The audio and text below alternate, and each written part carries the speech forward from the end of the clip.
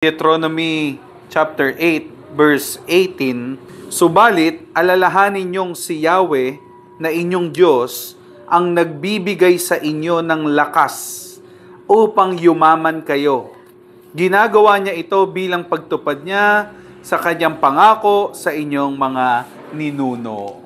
So, napakasarap na alalahanin ng Diyos na siyang may bigay ng lahat. At siya ang nagbigay ng lakas, ng buhay, ng karunungan, ng talento, ng opportunity para maipatupad ang kanyang magandang plano sa ating buhay. Maraming tao, ang daming idea. Pero kapag pinut into action, parang sablay. Pero meron naman na bigla na lang instant. Isang isip lang, smooth, bigla na lang may mga darating na tao, tutulong, at magugulat tayo, nakatayo na. Kapag niloob niya, mangyayari. Pero kapag hindi niya kalooban, pinilit, sabit-sabit ang pangyayari. Kaya ito ho, dahil nakatayo na, smooth, lahat maayos, talagang galing to kanina po?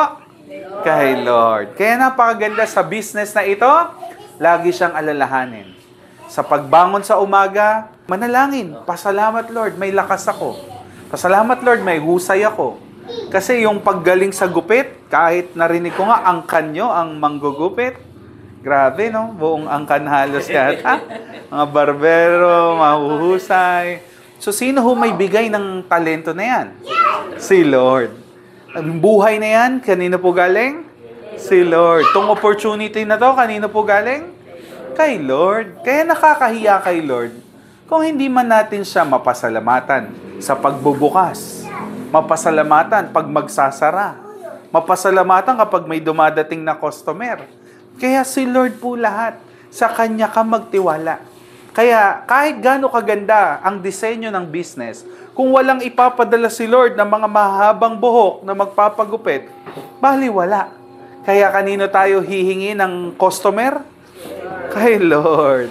At dalangin ko, ang mga kamay niyo po ay lalong pahusayin ni Lord para nang sa gayon, bumalik-balik ang mga kliyente.